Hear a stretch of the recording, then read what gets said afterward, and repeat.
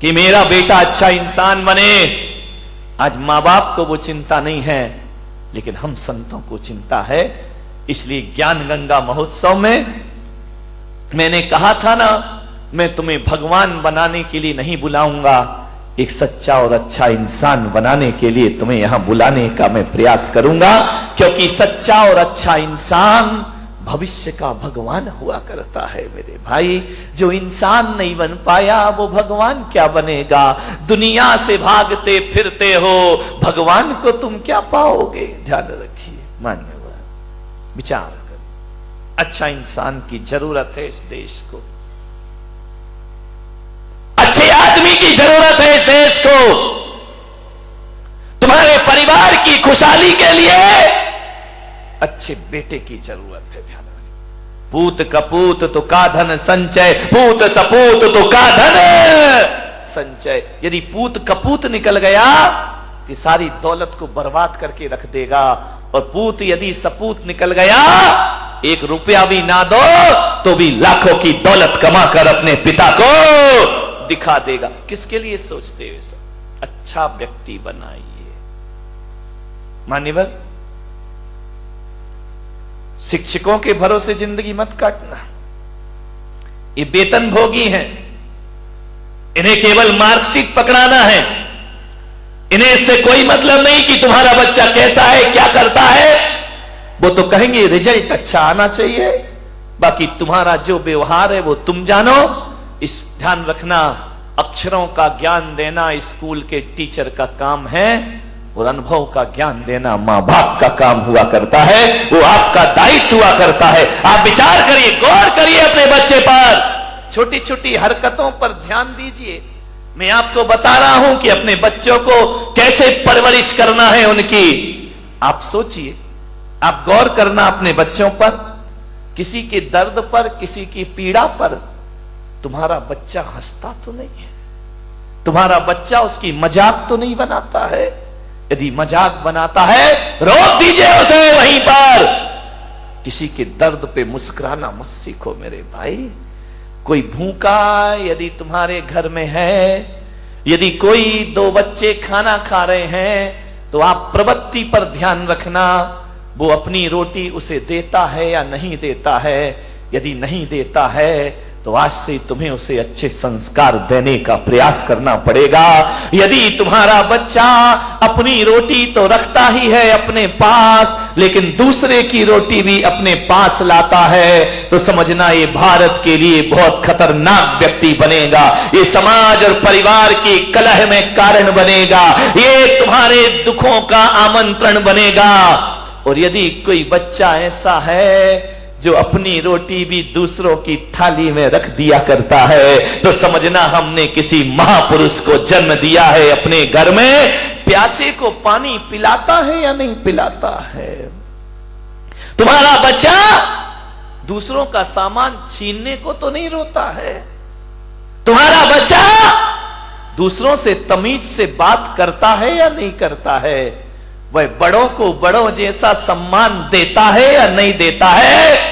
आज तो छोटा है तो लाड़ प्यार में आपको बड़ा अच्छा लगता है, लेकिन कल जब ये बड़ा हो जाएगा तुम्हारे लिए खतरा बन करके खड़ा हो जाएगा। ध्यान रखिए, आज अच्छा लगता है। विचार करिए, आप अपने बच्चे, मेरे पास लोग आते हैं, मैं छोटे बच्चे से पूछता हूं, बेटा नमोकार मंत्र आता है? बच्चा बोलता है नहीं आता है। तो मैं माँ बाप की तरफ देखता हूं, माँ बाप की नजरें झुक जाया करती हैं। मैं कहता हूं कि बेटा 24 तीर्थंकरों के नाम आते हैं, बच्चे को नहीं आते हैं। उससे मैं पता लगा लेता हूं ये घर संस्कारित है या नहीं है, ये घर धार्मिक है या नहीं है। आपके घरों में जब मैं आहार लेने जाता हूं, अभी तो नहीं गया बारामती में किसी के यहां, जाऊंगा, चिंता मत करो, सबके घर में रेट पड़ेगी। ध्यान रखना, सबके घर में ध्यान रखना, जांच बैठेगी। मैंने जो 1 महीने चिल्लाया है उसका क्या रिजल्ट आया है। जब मैं आहार लेने के लिए तुम्हारे घर जाता हूं और देखता हूं कि जूता कहीं पड़ा है, बैग कहीं पड़ा है, बच्चे की यूनिफॉर्म कहीं पड़ी है, आपके बिस्तरों में सलवटें पड़ी हैं, मैं समझ जाता हूं ये घर संस्कारित नहीं है। और आपका घर यदि व्यवस्थित जमा हुआ है तो मैं समझ जाता हूं कि मां बाप के अंदर संस्कार है और इनकी औलाद भी संस्कारित पता लग जाता है। ध्यान रखना, शिखर से पता चलता है समाज कितनी धार्मिक है, और घरों से पता चलता है ये परिवार कितना संस्कारित है और कितना सभ्यता वाला है। एक गिलास पानी मंगाओ, बच्चा गिलास लाए और 2 उंगली गिलास के अंदर हो, समझना संस्कारित घर नहीं है। ध्यान रखिए, मेहमान आए बच्चे भाग जाए, उनका अभिवादन ना करें तो संस्कारित घर नहीं है। ध्यान रखिए, आपकी पूजा पाठ से मैं पता कर लेता हूं। चौके में पूजा होती है, आहार के पहले थाली भरी है, 4-4 दाने चढ़ा रहा है, भरी थाली चढ़ाया नहीं जा रहा है, तो इसका मतलब ये समझो कि इसकी वृत्ति कंजूस की वृत्ति है। ये आदमी उदार भावों से पूजा नहीं करता है, ये आस्था भाव से पूजा नहीं करता है।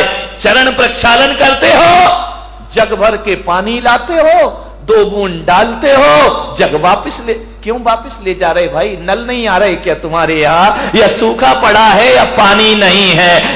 अरे कुछ दिन तो ऐसा हो जाएगा यदि ये प्रवृत्ति चलती रही तो अगली बार तो आदमी आई ड्रॉप लाएगा, 2 ड्रॉप डालेगा, तेरे चरणों की धूल बाबा चंदन गुलाल। ये प्रवृत्तियां हैं, आहार में आपकी प्रवृत्ति देखी जाती है। ध्यान रखना, कैसे दे रहे हैं आप, दाल कैसे दे रहे हैं आप, सब्जी कैसे दे रहे हैं। ध्यान रखना, कंजूसों के हाथ से छूटता नहीं है, और जो उदार होता है वो उदार वृत्ति से महाराज और ग्रहण करिए और ली। खाना महाराज तो उतना ही लेंगे जितना उन्हें लेना है, लेकिन उससे आपकी प्रवृत्तियां पता चल जाएंगी। 4 महिलाएं सुबह से काम कर रही हैं मन चौके में, एक ऐसी आएगी, एक धक्का इधर दिया, एक धक्का उधर दिया, आगे खड़ी, काम आम कुछ करना नहीं है, समझना ये झगड़ालू औरत है। ध्यान रखना, ये नेतागिरी ज्यादा जानती है, ये राजनीति ज्यादा जानती है, काम कोई कर रहा, नाम खुद कमा रही है, ये राजनेता होते हैं। ध्यान रखना, ये कल्याण नहीं करे, ये कोई खुशहाल जीवन नहीं बना सकते हैं अपना। कई ऐसे होते हैं बिल्कुल शांत रहते हैं, काम भी करते हैं लेकिन आवाज नहीं किया करते हैं, चुपचाप शांत खड़े हैं, सुबह से मेहनत करते हैं लेकिन कोई धक्का नहीं मारते हैं। कोई आहार देता है तो आइए आप दीजिए, हम बाद में दे लेंगे, समझना वो संस्कारित आदमी है, वो सभ्यता वाला घर हुआ करता है। ध्यान रखिए, मान्यवर, सोचना है आपको, विचार करना है आपको, आपकी इन क्रियाओं से आपके संस्कारों का पता चलता है। ध्यान रखिए, आप कैसे घर के हैं, आपकी मान मर्यादाएं कैसी हैं। आऊंगा मैं अभी तुम्हारे घरों में पर्यूषण के बाद, सबको रिजल्ट देने के लिए कि तुम क्या कैसे हो, तुम पंडाल में कैसे दिख रहे हो, घर में पता पड़ेगा कि तुम्हारी जिंदगी क्या हुआ करती है। पंडाल में तो सब सज धज के बैठे हैं मजे से टिप टाप। यदि इतने लोग सुधर जाएं तो मोदी को इतनी मेहनत काहे को करना पड़े मेरे भाई, देश का कल्याण कब का हो जाएगा। ध्यान रखिए, संस्कारों का। मैं ब्रह्मचारी था अहमदाबाद में, 93 की बात है। मैं एक के घर में भोजन के लिए गया, उन्होंने कहा ब्रह्मचारी जी पधारिए, भोजन ग्रहण करिए। मुझे बिठाया गया, मां रोटी बना रही थी। अब ब्रह्मचारी को तो 1-2 ही लोग देते हैं, महाराज थोड़ी है कि लाइन लग रही है। मां रोटी सेक रही है, बेटी से कहा ब्रह्मचारी जी को भोजन परोसो। बेटी ने भोजन परोसा मेरी थाली में। नमक रखने का समय आया और जैसे ही बच्ची ने नमक रखा, मां की निगाह पड़ी, उसने एक बेलन उसके हाथ में मारा, लड़की का हाथ झंझना गया। मैंने कहा भाई ये क्या बात है, ये मैं भोजन कर रहा हूं कि यहां तो महाभारत चल रही है। फट से लड़की कुछ ना बोली, ना लड़की रोई, ना लड़की चीखी, कुछ नहीं, चुपचाप रही। उसने व्यवस्था बदल दी। आहार के बाद मैंने पूछा, मेरा तो मौन था, मैंने कहा मैं आपके यहां भोजन को आया, आपकी लड़की इतने प्यार से परोस रही थी, आपने उसे बेलन क्यों मार दिया?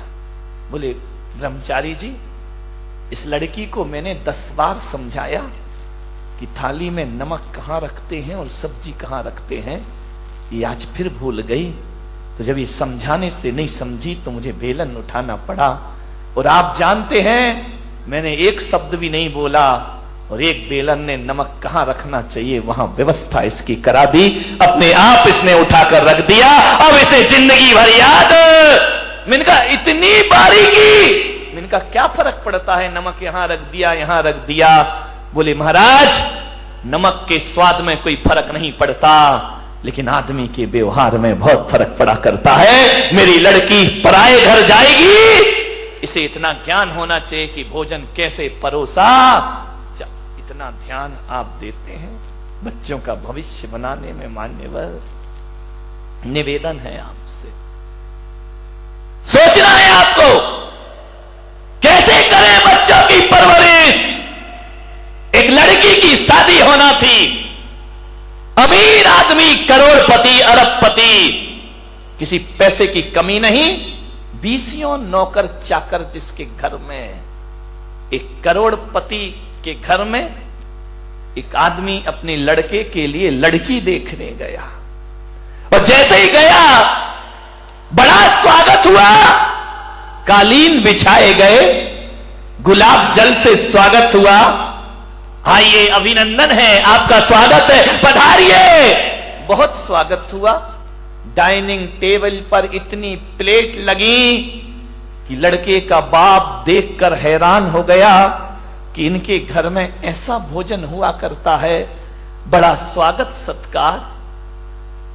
लड़के हर चीज में, नौकर खड़े हुए हैं, पानी लेकर नौकर खड़े, अटैची उठाने के लिए नौकर खड़े, कार का दरवाजा खोलने के लिए नौकर खड़े। बड़ा स्वागत हुआ। लड़की के पिता ने कहा तो भाई साहब रिश्ता पक्का समझूं। लड़के के पिता ने कहा घर जाके जवाब दूंगा।